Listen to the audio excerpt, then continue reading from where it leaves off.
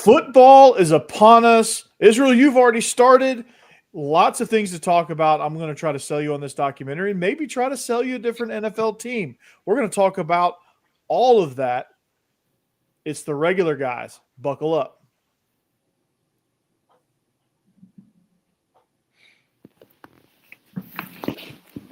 All right, it is the Regular Guys podcast, and we are here on the After Dark Network. Joining me is my man, the OC at Thomasville, not that other school down the street, the Thomasville Bulldogs, 1-0, the Battle of 84. Israel Troop, dude, what's good, man? What's going on? I was just looking at the camera. I was like, dang, I look kind of sleepy. And then I realized, oh, yeah, I've been up since 2:45. So, but everything's good. Everything's good. Football season's in full swing. We got those morning deals now just because of weather. Like this afternoon, we had a catastrophic monsoon that came through. So we got to get it in. But other than that, I mean, everything's good. You know, everybody's healthy right now. We're kind of rolling. Yeah. Well, football season's here, man. You know, I know you guys have been just chomping at the bit and finally able to get out there and play. But tell me about these morning practices and like, when did you guys decide to start moving to those? Like in South Georgia, it's got to be like necessary, right? Oh yeah, in South Georgia it is. I never really was a part of morning practices until I started coaching at Colquitt County back in 2015.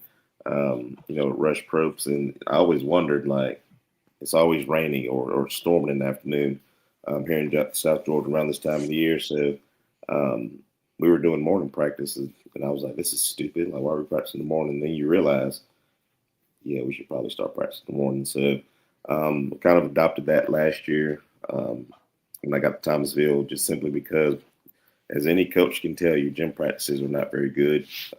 Not only do there's a lack of focus, but the kids and the coaches just hate going in the gym because of rain.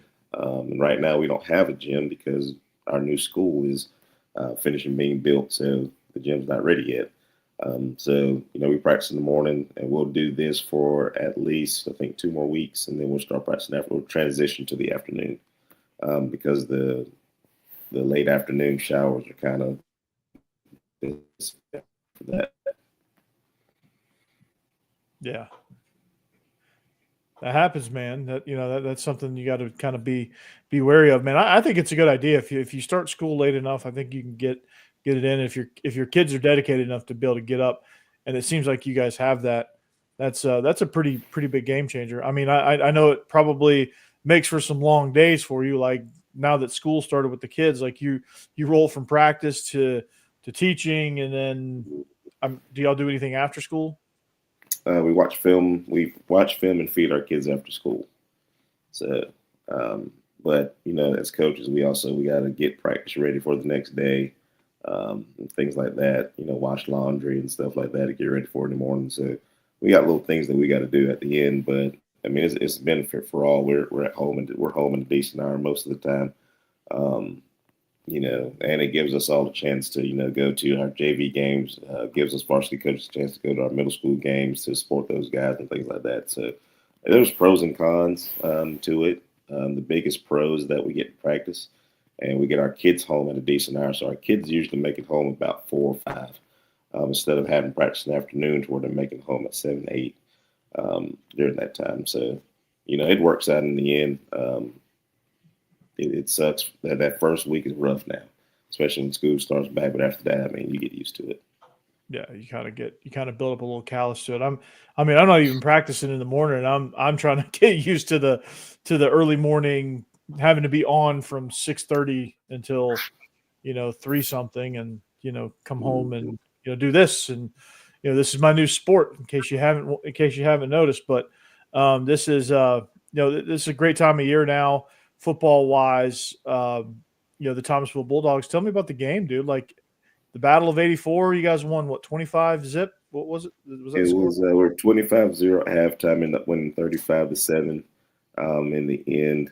Battle of 84, it's this big rivalry between Thomasville and Brooks County. It's always fun. A little trash talking in the beginning, more so on their part than ours. If you check my IG story, which is TroopStar2Head, you will get to see exactly what happened pregame and during the game as well.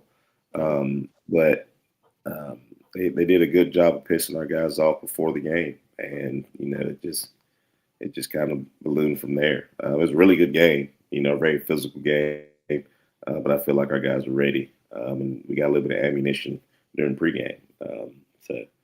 The head coach over there is a really good friend of mine. We shook it up, dapped it up, and you just always wish the other team, the best as they go along, because this game is just one game. This game does not define your season by any means, but you always want to be on the winning side of it. That's for sure.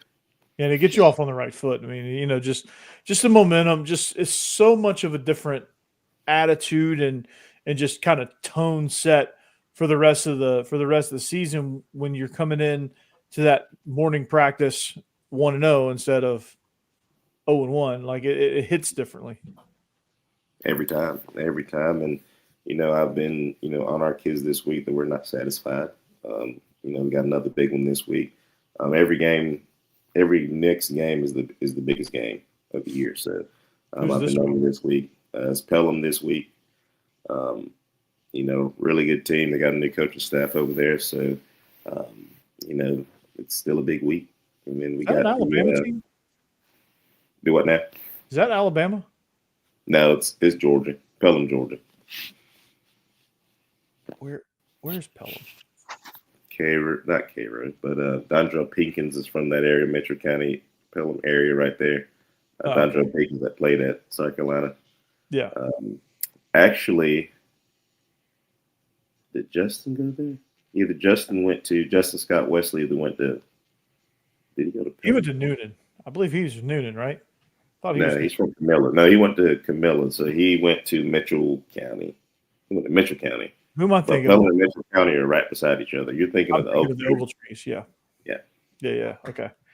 Thinking of the Ogletrees. I thought for some reason I thought he was Noonan as well, but maybe not. But yeah, okay. So some more South Georgia football. I saw where Douglas County upset North Gwinnett in Corky Kell.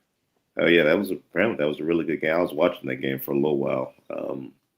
It's really cool when those guys get to play in Corky Kell. I think Georgia does a really good job of showcasing the top teams. During the Corky Kell, you got to see Milton and Buford in the new $60 million stadium that they have now. You got to watch them. Your AD about that? Yeah, we did, and he quickly shot it down. But it's really cool, and you get to see some of the top teams with the top talent play each other. On the national stage. You also have your big games. Benedictine versus Colquitt, and things like that to kind of kick the season off. So South Georgia football is in full swing, and most towns are empty because they're at the football game. Yeah, so we got 15 weeks of fun. 15 weeks of fun. There you go. 15 weeks of fun. Crown a champion. Let's get after it, man. Speaking of crowning champions, college football's here. It's week 0, and I never thought that this would be such a game that I was excited about for many reasons. But Farmagedden, Iowa State versus Kansas State. Who would have thought Farmagedden would be played in the land of the potato, Ireland? That's the Ireland game this year. It's kind of an odd matchup. It's weird do you think it's weird to go all the way over to Ireland to play a conference game? I know Florida State and Georgia Tech did it last year. I thought it was equally as weird. Like that you lose a home conference game? Yeah, I think it is, but I think the experience is kind of what they're looking for. It's really cool. I mean, how many times will you get to say, "Hey, I've been to Ireland"? You know what I mean? That's true. The things you get to do, I think it's kind of like a bowl game. It's a bowl game to kick off the season, essentially. So I think it's really cool that they get to go and do that. I think it's going to be a really good game. I'm glad that football's back because, I hadn't been able to watch anything, other than talk trash about the Cowboys, but that's neither here nor there. Yeah, we gotta maybe find you. But we can never have nice things, apparently. But football's back. And, from now till February, January, it's football season. So don't plan anything for me to go to. I don't go to weddings, baby showers, kid play dates or anything like that. football is on Saturday. So about that, Israel, I've become your event planner now too, and you're going to a wedding every weekend. So Yeah, not only I'll be they're there all in spirit. destination weddings. Yeah, I'll be there in spirit.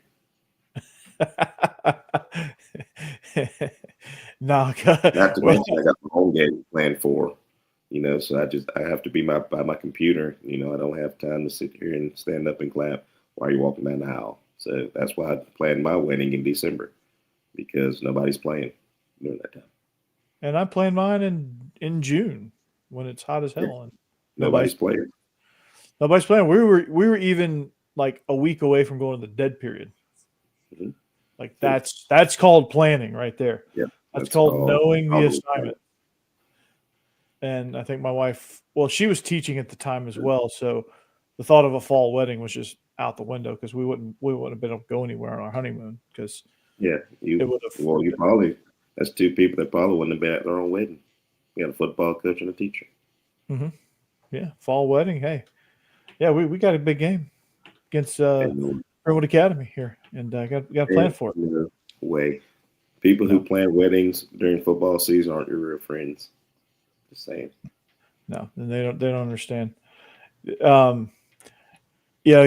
go to them and you obviously you're trying to find ways to sneak around and watch the games and it's almost a sport in and of itself. Like sometimes you're like, okay, challenge accepted here. I'm gonna go try to find a way to, you see all the girls on the dance floor and all the guys. They found a TV somewhere, or somebody's got a phone out and like you got 10 guys huddled around you. That whole thing. And you're just like living and dying, and it doesn't even matter what game it is at that point. Like it's just the principle of anybody that's playing. You got your beverage in your hand. Yeah. You're done with everything, taking pictures, all that stuff. You're like, it's time to watch football. Yeah, and you could it could be like Rutgers versus Purdue. Like it wouldn't matter. You're just sitting there like you're actually like rooting. You have no otherwise. If you're sitting on your couch, you would probably never even come anywhere near this game. But like, somebody there's a Rutgers fan, and they're like, you've literally been in this tux all day, and you're like, forget this. Give me a beer and let me watch football. That's all I want to do. Yeah, I just want to. And for you, well, I mean, for me, for a long time, lived the life of like crawling out of bed, like feeling like you just played, and turning on game day, just getting just being a vegetable like that. There's nothing better than the ability. Now, when you have kids, unfortunately, you can't be a vegetable like you want to be. But it's I would like to there's like 1 week of the year I would just like to grow roots. Oh yeah, like I'm gonna sit and watch Lee Corso's last hurrah, and it's gonna be great. Yeah, Lee Corso's last hurrah. Gonna watch. The first weekend gets kicked off with a bang, dude. You got Georgia Tech, Colorado on that Friday night. You won't be able to see that one. No, I won't. We play Cairo next week. Yeah. Oh, well, that's a huge game too. Like Battle of the Syrup Cup. I think that's what they call it. It's currently in our field house right now, so hopefully that's where it stays. You got Brooks last week. Mm-hmm. You got Pelham this week, and that's a schedule right there. Is Cairo in y'all's region? Thomas County Central after Cairo. So Jesus. Yeah. Is Cairo in the region? No, they're not in the region anymore. They used to be, but not anymore. Who's the region now? It is us, Fitzgerald, Worth, Bacon, Brantley, Jeff Davis, and Berrien County. Gotcha. It's quite the whole new shuffle of things now. That's how they kind of broke it all up. Yeah, quite the region. That's cool, man. Hope you guys end up in Atlanta. Who's the big power in y'all's classification? Toombs is it. Toombs is number one right now. We're at some polls were number 2, some polls were number 3. One poll today I saw we were number 1. So none of that matters to the end of the season, as Kirby says. I want to be number 1 at the end. Yeah. Who cares about number 1 right now? Which, did you see the AP polls and the coaches polls? They had Texas above Ohio State. Do you like? I'm in the camp of like I think if you win the national championship, you should at least start the season as number one, Mhm. no matter what. Like I thought Michigan should have started the season at number one after they won it. Obviously, Georgia starting number one after they won it both years. Like just the team, like it just make them until they lose out. Just like make them, you just give them that number one spot. I'm willing to bet if Ohio State's quarterback was coming back, they would have been number one. I think that's why Texas is above them, is because of the quarterback situation. It's crazy how that works, that dynamic works. Yeah. But if Ohio State quarterback or they had an established quarterback was coming back, I think they would be number one. I think that is why Texas jumped them, is because of Manning, is because he's coming back. The potential that he brings to come back, that jumped them for number one. But at the same time, don't they play each other here? They play it. They crank it up first game. Yeah, so that's going to be fixed real quick. Yeah, I mean Manning doesn't have that much more experience than Ohio State's quarterback. No, but it's the wow factor of him actually being in games, him doing this, him doing that. So he certainly I had a think wow that factor sets them apart, which I get it. I completely understand why they did it, but I'm with you though. If you win the national championship, I think you should be the number one team. But at the same time, it's other people who are behind the scenes and these computers that are apparently a lot smarter than us that make those decisions. Well, I don't know about that one, but Penn State number 3 above Georgia. I mean, I know they made a semifinal run, but I mean, come on. Penn State's like Dallas Cowboys. No, Penn State's like Dallas Cowboys. They get there and they don't finish, or they have a really good run and then they just stall out. And they're the same colors makes them bad. So minus the silver britches, but yeah, I'm not buying it until they actually win. I'm not buying it. They got to get over the hump. Well, I think they're good enough to get over the hump, but yeah. And Georgia, I think Georgia would have been a shoo-in for number 3, maybe even number 2, if they had an established quarterback coming back. And I think people are stuck on Bobo being the coordinator, and people are stuck on the fact that this offense just isn't going to move with Bobo. And I think that's a little short-sighted. I think, honestly, last year was a weird year. The weapons have been probably the best in a while, which is saying a lot for Georgia, especially at the wide receiver position. I don't know that I've seen a wide receiver room this stacked at the University of Georgia in quite some time.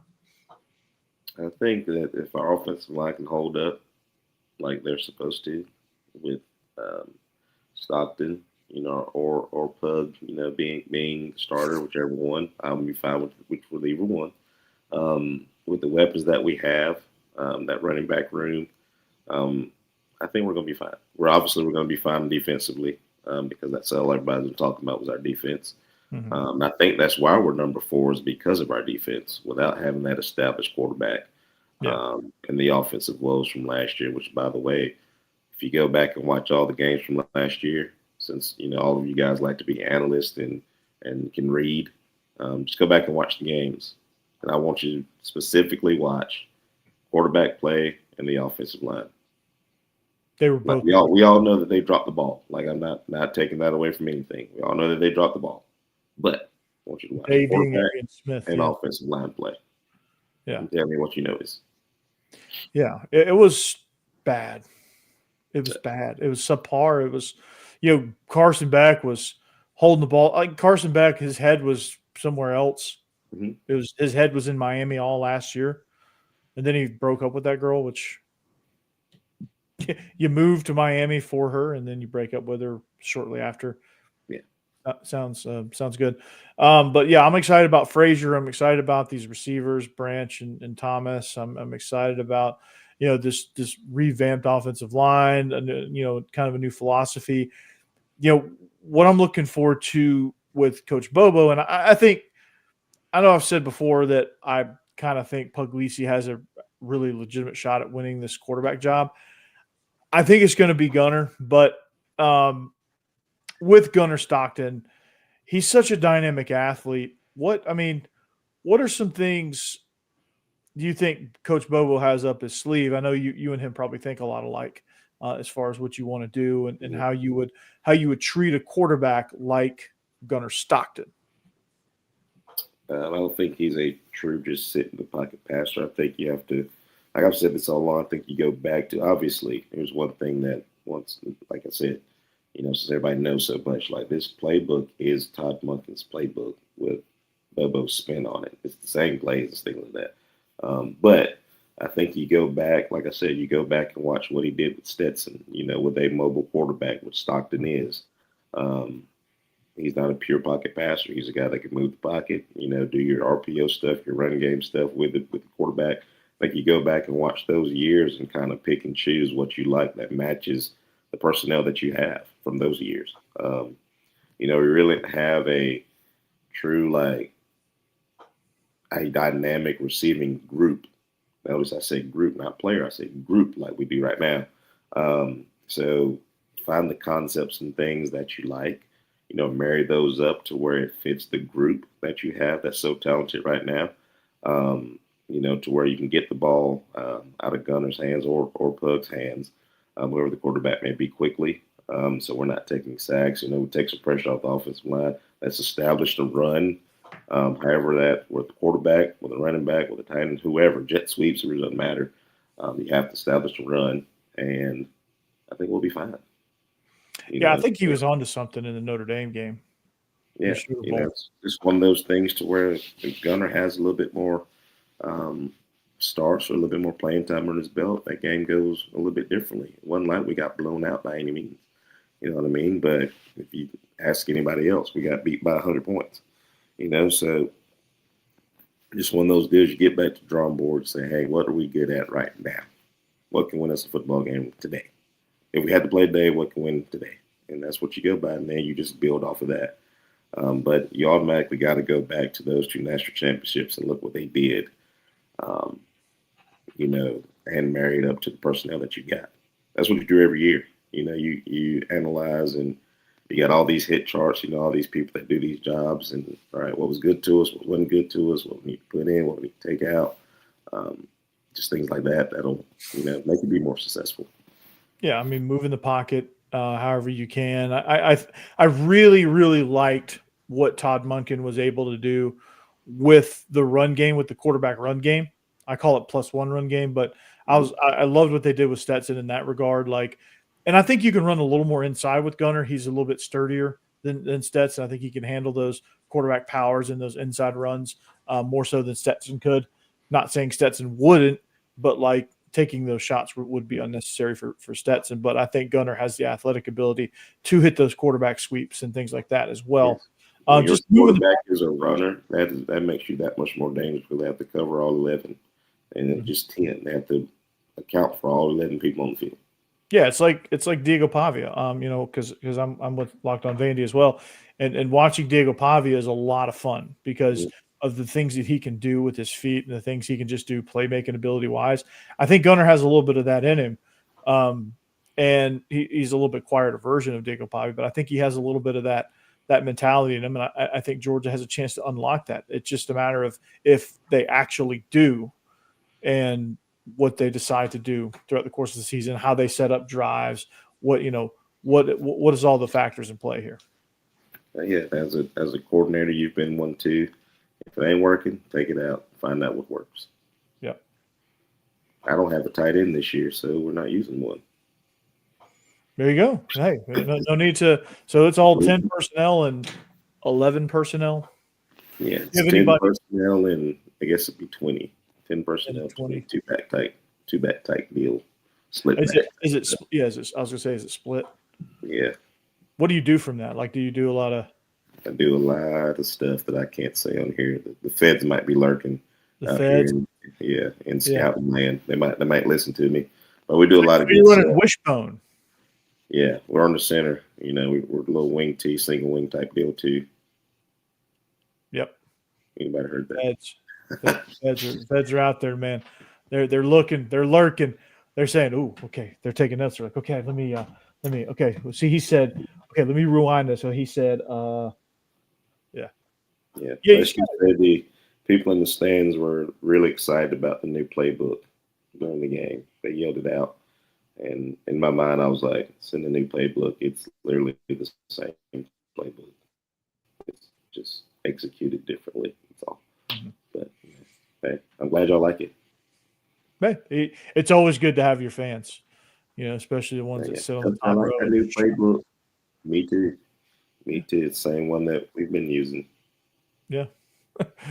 That's what I there was a guy that was heckling me um my last season as offensive coordinator, and I mean we were on the road, and it was one of these places where it felt like he was standing right behind me, and essentially he was probably 20 feet from me, but like way up on the top bleacher. Hmm.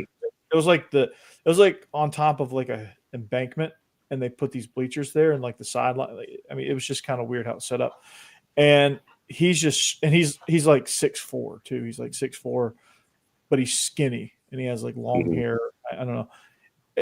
You see him and you're like, okay, you see the situation, you're like, this is ridiculous. And he is like shouting at the top of his lungs. And he said something like, "Nice play, coach." And I hit him with one of these, like, "Thank you." Yeah, throw the thumb up. Yeah, I would have About been like, hey, look, Dumbledore, I don't have time for this. I'm trying to coach a football game. See, I have a bad habit, especially because they're my babies. I don't like when people talk about my babies. You can talk about me. I'm talking about my babies. Of like turning around and telling people about themselves sometimes gets me in trouble a little bit. Um, yeah, I can see that because people don't like that, and your principals doesn't like when parents are mad at him either. So well, I have this rule. If you have any questions or concerns about what we do on offense, my door is always open. I don't talk about playing time, but I will talk scheme with you to tell me how can I become a better coach. I'm very open to constructive criticism, and I'm also open to telling you about your child. Um, that's why we film everything. So um, please feel free to come and talk to me at any point. And I've had zero of that happen because I'm very fair. I'm very honest. And, some they don't people want just they don't want to. They just some want to. people like to think that their baby's the best thing since sliced bread, and I can show you through this little film right here that little Johnny just won't do what he's coached to do. That's why bad things happen, or he don't catch the ball, or he's not playing as much as you think he should be playing, and things like that because he doesn't do right. How many times have you heard the word targets from a parent? You're not He- targeting my baby enough. You're not targeting Johnny enough. Yeah, I hear that from time to time, and I tell them all the time, ma'am, sir, did we win? If we won, I don't care how we did it. Whether your baby was targeted one time or he was targeted 15 times. As long as we have more points than the other team, I don't care how we got it. It's all that matters to me. Because at the end of the day, if we win state or when we win state, does just your child get a ring or does everybody get one? Last I checked, everybody got one. So, um, Yeah, you win. yeah. And in all reality, in case anybody's wondering, stats to college recruiters and coaches really don't matter. They want to see the film. They want to see you move. They don't care about stats. They really don't. Stats sound great, but stats stay in high school. Stats do not follow you to the next level. Yeah. FYI. Yeah. What follows you is your attitude. What follows you is how you play without the ball. What follows you is how you block. What follows you is how you run your routes. What follows you is when the ball actually does come to you, do you catch it? Or if you're a running back, are you toting it with proper form? Are you hitting the hole? Are you tough to tackle? Are you a heavy runner? Things like that. Like those are the things they look for: athleticism, intangibles, and if they're at your game, they want to see how you act on the sideline. Are you running to the fence to mommy and daddy and complaining about your playing time? Are I you never. throwing temper tantrums during the game because you're open and the quarterback missed you because he was getting pressured, and so you throw a temper tantrum. Mhm. Like what is all of that about? And that will come up in an evaluation. And I tell the kids they're just gonna go on to the next one. There's a lot of you don't realize this, but you're a dime a dozen. Mhm. So you have to It's do things to stand out. And it's you're going to do called things to stand recruiting out for in a a good reason. way or a bad way. Yeah, it's called recruiting for a reason. They're looking to get somebody better than you or replace you every year. So really up to you. Yeah, it's what you make it. It's what you make it. So yeah, football season's here, and it's that time of year, and it's the everyone's excited time of year, and there's half the teams are 1-0, and half the teams are 0-1, feeling like they need to pick up the pieces and find some answers. But man, it's good to be on that side of things, man. And there's some good college games, and then the NFL is right on deck. They're what, 2 weeks away, NFL. So we Yeah, they got used some. to start like the first week of September, like that. After the first official week of college football, they usually pick up. Yeah, I'm excited about just sports being back, because I don't really watch baseball anymore because the Yankees aren't very good and the Braves are struggling this year again. So I haven't really watched anything other than my own team playing football, really. So I'm excited to see some new ball, to say the yeah. least. I mean, I'm interested to see how some teams who struggled last year, how they transform, some coaches who they say are on the hot seat, how they perform, how their teams performs, everything with NIL and players transferring, things like that, how they fit in. Because, that just adds to the dynamic of the game. That's what makes football so much fun to watch. yeah, because you're going to see this, like you're going to see the transfer portal play out every year. Like, does it actually benefit? We're getting a live case study about the transfer portal. What does it work? Does it benefit you? Sometimes yes, sometimes no. We're going to see kind of those instances, and we're going to see teams really kind of put themselves on the map. Like I think there's going to be a lot of surprise teams. I think there's going to be a lot of surprise teams in good ways and bad ways. Like I'm not sure. There's always a team that starts in the top 10 that just tumbles right on out, kind of like the Florida State effect, where you go 2-10 and you were ranked, and that kind of thing. And I kind of feel like I have a sneaky feeling that of the top 10, I have a sneaky feeling that could be Miami, because they're number 10. I think they're right for that. I can see that. Texas has a tough schedule. I'm not hating on Texas, but they have a tough schedule. Like, they're playing at Georgia, they're playing at Ohio State, they're playing at Florida. Did they play Alabama this year, or is this at home? They play Oklahoma. No, they don't play Alabama. They play Oklahoma at home, though, right? No, they play Oklahoma. Red River Shootout. That's right. It's the same place every year. It's a tough schedule. Like, Oklahoma's a lot better. It's not easy to navigate. And are they good enough to? Yeah, they can. It's just, you get some tough road games in a conference that they're still not used to. Like, like Florida right after. They get Florida, fortunately, right after a run of San Jose State, UTEP, and Sam Houston. But they get Florida, then Oklahoma, then at Kentucky, which is a weird place to play. Mississippi State, who's improving. I don't think they're going to knock them off, but that's not an easy game. Then they host Vanderbilt right before Georgia, and then Arkansas and A&M. Like, that's not a cakewalk of a conference slate, right? It seems like it is. That is one heck of a schedule there, buddy. Yeah, it seems like it. Well, welcome to the SEC, right? It seems like a cakewalk, but it's not. And like, any one of these teams can walk in that schedule, because you got to go to Kentucky. First of all, playing Kentucky at home at your place and playing Kentucky over there are two different things. Yeah, tell me about that. Like, because you played at Kentucky. What? For some reason, when we play Kentucky at home, it is a lot easier than playing them over there. I don't know why. I don't know. What is it about their stadium? It's something in the air over there, and it's always, when you leave Athens, it's hot. You get over there, it's freezing cold at kickoff, or it's raining. And something just goes bad. What was it? A 3-point game last year? We struggled so bad. 1 point. 1 point game. So it's like 13-12. Like, it was like if they had half a quarterback, which God love Brock Vandagriff, but he was awful. Yeah, if they had half a quarterback, they win that game. Yeah, if you ask me my two not so fun places to play. Number one would be South Carolina. I hate going over there.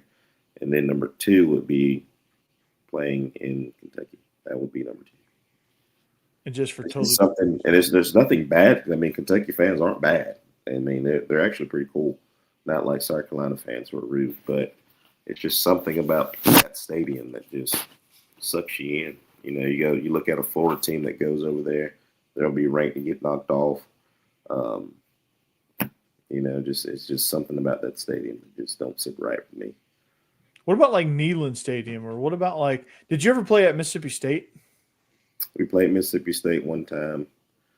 Their stadium's fine. Neyland's always quirky simply because of their grass. They always have grass issues over there. Played at Arkansas one time. Played at LSU once. But those stadiums are fine. It's just those that always have our number, like South Carolina and Kentucky, that always have Vandy. Vandy can get you too if you're not careful. Yeah. Those on the bubble teams, that playing show at up that Vandy, one day, and they're really, really good on that day. playing at Vandy in like 11 a.m. Central local kick. It'll get you. It can be very like hypnotizing, right? Mm-hmm. It'll get you. It'll definitely get you. I think we played there twice at that time. I know one for sure, but yeah, it is. What is it about Death Valley that makes it really tough? Like The what? people. They just is it as loud as I think it is? Yes, we played them at 3:30, which was good. If we played them at nighttime, it'd been a different story. But they were geared up and ready to go.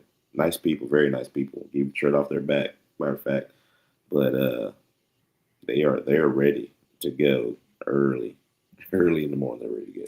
Like when you're walking the stadium, is that they're just there? Oh yeah, like they're inside? they got it popping, tailgate, and everything going on. Like I heard from Ben Watson, like when they did the walkthrough in the stadium, like they got there and they were shaking the bus, and then it took them a long time to get off the bus, and then when they finally did, they walked the field and the student section is just completely jacked up and full. Oh yeah, they're ready. They're ready to go. I think you'll get a lot of that now too, since the stadium's so much bigger, and they're more so on top of you now than it being open than when I played there. But it's a great atmosphere, very, very good atmosphere. But playing in Kentucky and playing in South Carolina are still two of the worst places that I would. Kentucky just have to go back to. Just feels like it just sucks the life out of you. Kentucky. Yeah. It's just like blue, if you look at our players after they go to South Carolina and put like this: when you go to South Carolina, it's a close game, or Kentucky, and it's a close game. Just look at our players, and it just looked like they just went through hell for 60 minutes.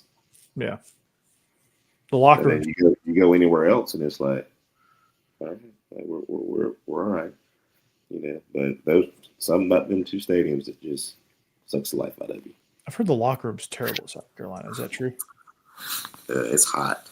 I think they cut the heat on before we get there, and then they open all the doors. So it's really hot. Tennessee, if it's still under the stadium, their locker room's terrible. Georgia Tech's locker room's terrible. LSU's, it's all right. Vandy's was terrible, but I think they kind of fixed that under there for a little bit. Yeah, I think it's going to be totally different now they did all the renovations. Yeah, LSU, they put you right by, it was Mike the Tiger then, where they put him, so he's right outside your locker room. Arkansas, they put the big Razorback right outside your locker room. Colorado, they run the Buffalo right at you as you're coming down the hill out of your locker room. So when they run the field with the Buffalo, this trailer is right kind of like under you, in front of you, kind of. So they're running right at you as you're coming down the hill. It's really terrifying. So if they miss that trailer, he's running right through a crowd of football players. Yeah. So Georgia Tech needs to watch out for that, right? Georgia Tech's got the little beep bus that they run around in. But I don't know anybody ready to go with that. That's about it. Nice. Yeah, I've heard the best thing that coaches talk about is how terrible the locker rooms are, the visiting locker rooms. Have you been inside Georgia's? I haven't been inside the new one yet. I have not. Have you been inside the visiting locker room over there? Yes, because it's our old home one. Oh, it's the old home one now. Yeah. Well, So like I the think they one knocked on the before wall. that. The one before that. Had you ever been in there? No, I have not. The one that's over Or by the just like, Bulldog. yeah, just like seen it. You know where they come out right there by the student section, that little tunnel strip there. Oh yeah. That I've been in that one because that was ours. But I think they knocked down the wall between the visitors and the home side to They just make it made it one one big big room now. Yeah, I was always curious what like because y'all come out on the same side, so I was curious to like what that because it's all open. Once you get through that fence, it's all just open. Yeah, Like, it's like all just there's like no barricade or nothing. You can yeah, literally walk over there to the other side. yeah. It's I'm like this is a disaster.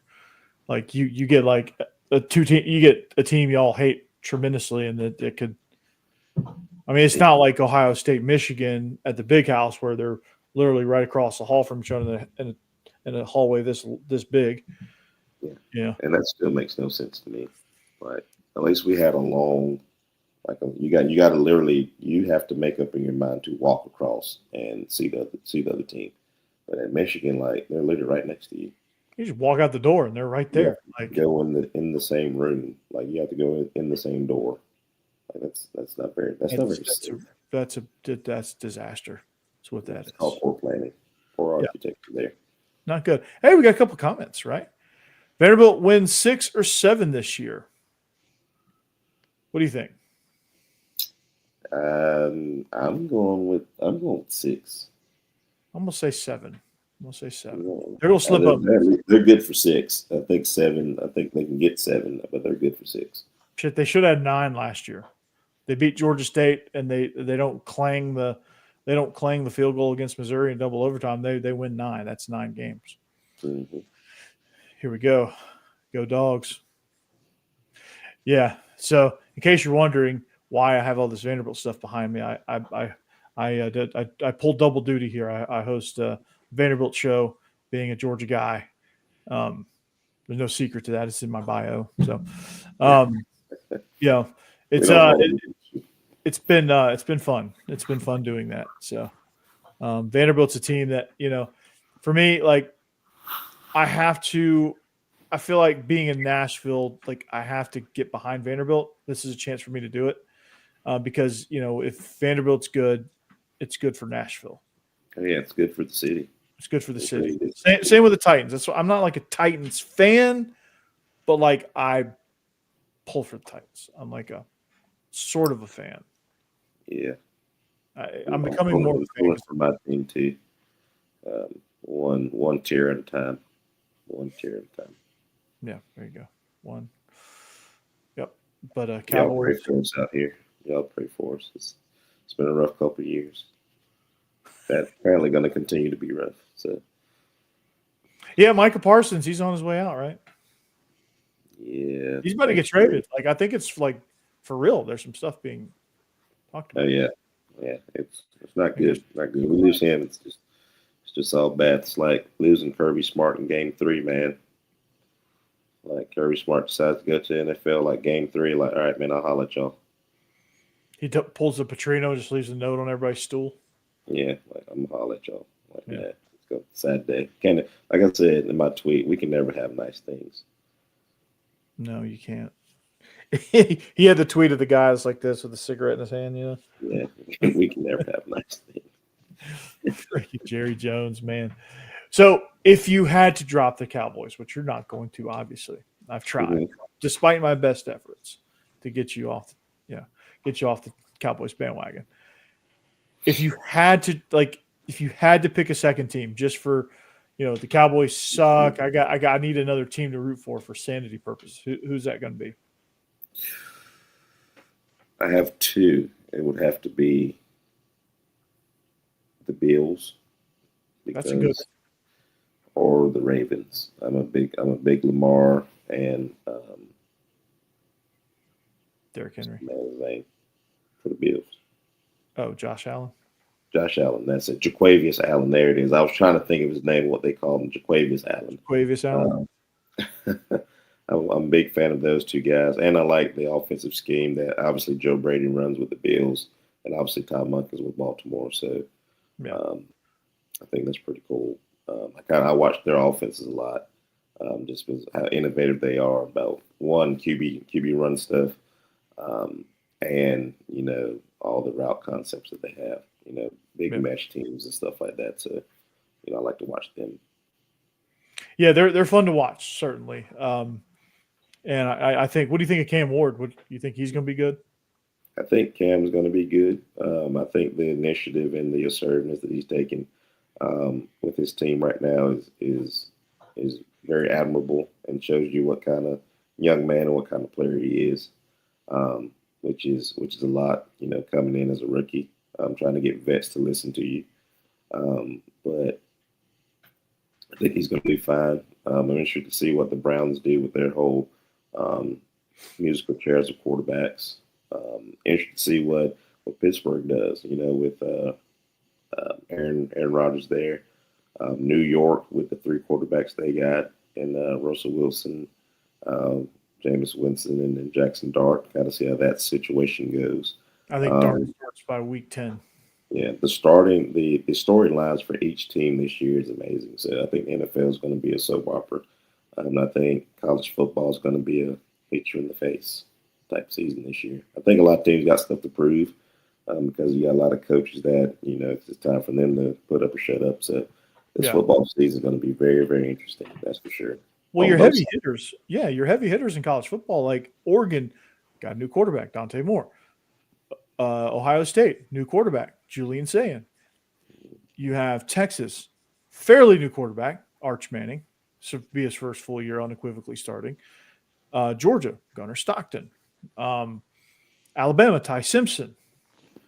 You most of your heavy hitters, Michigan with Bryce Underwood, most of your heavy hitters have new situations at quarterback, and they have a lot to prove, and they're physical. So this season's going to be interesting for college football because it's going to be a lot, like you said, it's going to be a lot of guys jockeying for that position. It's going to be a lot of guys fighting for spots, and I think you're going to see teams play extremely hard. I think you're going to see these matchups, and I hope we get to a place in college football to where I think now the regular season does matter, but I think it matters to the point where I think coaches are going to start, or ADs or athletic programs are going to stop getting away from scheduling marquee matchups because they're just so playoff centric. Like I think, you got to win, right? So very rarely, like I think you're going to see those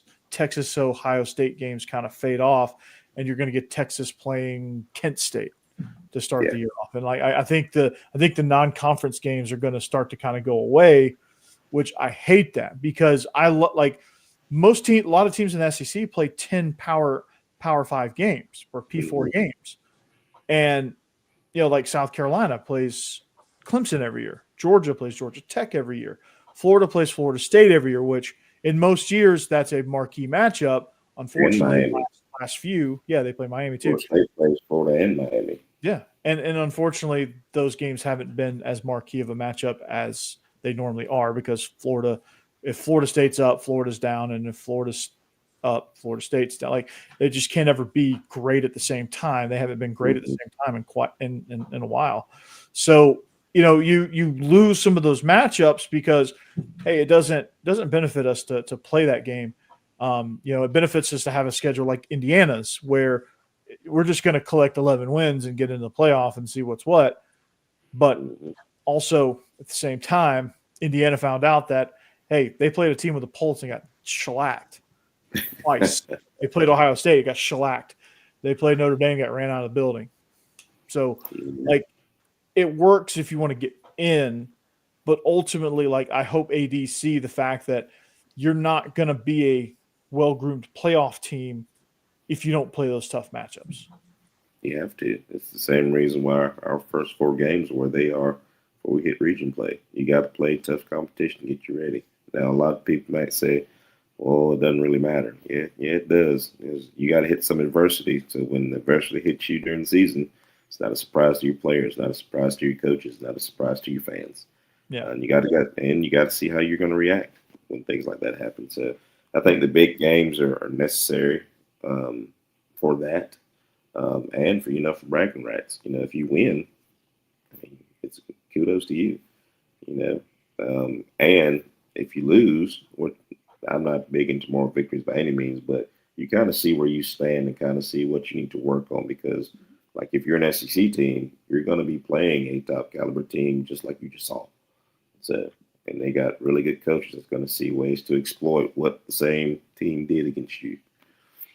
Yeah, if you want to be the best, you have to play the best, and the SEC does a great job for the most part. I mean, when Georgia, and people are going to be like, "Well, Georgia plays Marshall." Well, when Georgia scheduled Marshall, they were winning the Conference USA on a regular basis. It's not like we went and scheduled the dregs of FCS. Like it's they're a conference champion, and in most all years this was done before these decisions were made. So yeah, all these schedules were already done. Yeah, and it's not like we could anticipate 4 years ago when we scheduled this game that Charles Huff was going to leave, get fired, and half his team was going to go down to Southern Miss with him. Like we didn't know that was going to happen. So, left Marshall in a lurch, and Marshall kind of screwed themselves on that whole deal. But yeah, you did. That was a bad decision. But you look at games like that, but like Tennessee and Syracuse, like that, that's going to be a fun game because Syracuse is actually good now. That's going to be the brightest game ever, too. Yeah, it's a lot of orange, lots of orange. You have Texas, Ohio State. You have LSU, Clemson. The battle of Death Valley. The winner gets to call their stadium Death Valley, and the loser doesn't. You have South Carolina, Virginia Tech. I mean, you have a lot of great games there. That's 5 marquee matchups in the first week. Yeah, it's going to be fun. It's going to be fun. I can't wait to see it. Can't wait. Yeah, it's going to be a lot. It's just great games at every time slot. And then the South Carolina games on Sunday, and then I forget who the Monday game is. I think it's that LSU Clemson. I think that's the LSU Clemson game, I think. Let me look. Okay, so you have Auburn Baylor is also Friday night. Next Friday night. So you're gonna miss that one. That's a freaking cauldron, man. I don't know what Auburn's about. Auburn's about to walk into something crazy. That's gonna be nuts. You have Southern Miss, Mississippi State is not. That's a tricky game. You have Alabama, Florida State. You have LSU, Clemson is August 3rd. That's a night game on Saturday. Then it's just there's a lot of great games. Notre Dame, Miami is also on Sunday, and then the Monday game is Bill Belichick against TCU. No, that's it. I knew somebody that they had on Monday. So yeah, it's gonna be good. I can't wait. It's gonna be a great slate, man. And on this show we're gonna make picks, man. So who you got for Farmagedden? Ooh, is it Kansas State and Iowa State? You said? Yeah. It's Kansas State is 3-point favorites. About to say I'm taking Kansas. I was about to say 3 points. I was about to say I'm taking Kansas State by 3. Yeah, I am too. I like Avery Johnson a lot. Matt Campbell has a track record of having really well coached teams that are just tough and physical, but I think so does Chris Kleiman. I think these are the two premier coaches in the Big 12. And unfortunately, it's going to be a quiet plane ride home because everybody's going to be asleep. Yes. They're going to have a few Guinnesses after the game because they're going to give it everything they got, and everybody's going to be knocked out on the way back. That's going to be a pleasant plane ride for the coaches because they're just going to have some quiet. They might even sleep actually. So yeah, I'm taking Avery Johnson and Kansas State in that one. Fresno State, Kansas, which is an interesting game. That's the early evening game there. It's at Kansas. Kansas is 12.5-point favorites. I like Kansas. After watching them last year, I think I like Kansas. I think they got enough trickery to get you. Yeah, I do too. I think they got enough offensive firepower too to get you as well. Yeah, Jaden Daniels comes back. He's back for Kansas, and that's going to be fun. So I'm all for that one. That's gonna be a fun game. And then there's some decent games here. Sam, Houston State versus Western. Like you get to like focus on some of these matchups that you would never focus on, like Stanford, Hawaii. The Andrew Luck GM era gets off to a start. Is it weird to you that they had all this time, but they never hired a full-time head coach? Like Frank Reich is the interim head coach. Yeah, it's kind of weird. You would think that a program like Stanford would hire a head coach. It's not like your School of Deaf and Blind. Like y'all been pretty good. First round draft picks and stuff. So it's kind of interesting to see what they're doing. But hey, that's why they pay them the big bucks to make those decisions. I guess so. Look, we trust. I don't really know what they're doing over there. I mean, they had that incident. They had all those incidents with Troy Walters, and that's not good. So I don't know if like the Board of Regents is. I don't know if they're making them. I don't know if they're like punishing the program for all that and saying you can't hire a full-time coach, or if he said, "Hey Frank, I want you to be my coach," and he's like, "I'm only going to do it for a year," and he's like, "Okay, I'll take whatever I can get." Like if he said that, I'd be like, "No, we got to hire a full-time guy. Like we need a guy that's committed." There's plenty of people out there to go after. I just don't see like you could have plucked any of those Mountain West coaches and they would have come over. I promise you. Oh, I know that. There's a guy right down the road at San Jose State. I cannot think of his name for the life of me, but I'm gonna look that up. But he's good. I mean, he had San Jose State in the conference championship like 2 seasons ago. They have co-head coaches too. Ken Niumatalolo is a co-head coach with Brent Brennan. It's a weird dynamic. Yeah, that's a big one. But like Fresno State's head coach, Matt Entz, Utah State hired Bronco Mendenhall. Like you could have like plucked him. Yeah, like, he would have. They have co-head coaches too. What is this? That's another weird dynamic. Come on, Mount. What is up with the Mountain West? They had that participation trophies over there. Guess so. But I guess for the title.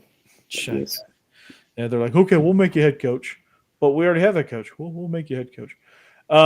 Brennan Marion, who just took the Sacramento State job, like he'd have been hell. I would have said, hey, we're going to offer you some money here. We're going to make you say no to go to Sacramento State. We're going to make you do that. I would have. Shoot, if I was Andrew Luck, I'd have gone after him, dude. The go-go offense at Stanford, how sick would that be? That'd be good. It'd be something they ain't never seen before. Yeah, a little exciting over there. Yeah, put that in your pipe and smoke it, Cal. No doubt. There's a different meaning to that saying out there at Berkeley, in case you're wondering. So, I don't get that one. I don't get that one. I don't get why they don't do that. There's plenty of great coaches out there. So, yeah, figure it out. UNLV though, Dan Mullen, how do you think he's going to do out there? I'm interested to see him out in Vegas, dealing with all that up there because his personality doesn't strike me as the fun type for being in Vegas, but he's a dang good football coach. So, everybody has a bounce back year, so maybe this is his. I think UNLV will be pretty good. Hawaii is favored over Stanford, by the way. I could see that just because of the situation they got. Yeah, they're what that? I mean, you're Stanford. Oh, that just hurts me to see that. That really hurts me to see that. Yeah, I don't like that at all. I don't like that one bit. So, anyway, well, we're gonna get out of here because you've been up since 2:30, so I don't want to keep you too much longer in the marathon session because I know you got to be up again bright and early. Just a couple hours, baby. Just a couple hours. Just eat that bowl of cereal, go right to bed. So we are the Regular Guys podcast. That's Israel Troop, OC of the Thomasville Bulldogs, the 1-0 Thomasville Bulldogs. They play Pelham this week on NFHS. So if you subscribe, you should watch Thomasville. Just see them completely dice people up this year. They're number 1, 2, or 3 in the state, depending on how the polls. Which one you look at. Yeah, depending on which one you look at. And so it's going to be an interesting ride down there in South Georgia. Can't wait to see kind of how it all shakes out in all the classifications, because I think South Georgia football is making its way back into. I know Atlanta kind of took over there for a minute, and I think South Georgia kind of took it back, and it's been quite the back and forth. Which I think for a long time it wasn't a back and forth. I think South Georgia dominated for a really long time, and then Atlanta kind of took that mantle back for a little bit, and then But there hasn't really been a long stretch of time where one half of the state was better than the other. I think it's been kind of give or take each year. Oh, yeah. And that's just how it is, and that's how it's going to be for a long, long time. I'm okay with that. And that's good. That's called parity, and that's called interesting football. So for Israel Troop, I'm Corey Burton. You can catch me on Locked On Vandy, and you can also catch me on SEC After Dark every Thursday night. We come at you live at 8 or 9 p.m. Eastern, 8 p.m. Central. We have a whole crew there, so you can catch me. I will not end the stream early this time like I did the last. Israel, quick story. I was in the press box, and we had just had the fight, and I had to go quickly. And instead of just like removing myself from the stream, I just clicked end stream accidentally, just quickly reacting to one of the administrators tapping on the window like, hey, we need some help. Yeah, I cut the stream off like 20 minutes into it. Oopsies. I'm like, luckily somebody knew how to reinstate it, but they were not thrilled. So that was kind of fun. But anyway, we'll catch you next week. And we will, Israel, crush them in your game this week. Well, next time I talk to you, hopefully you're 2-0. And we'll see you back here next time on The Regular Guys. We are out.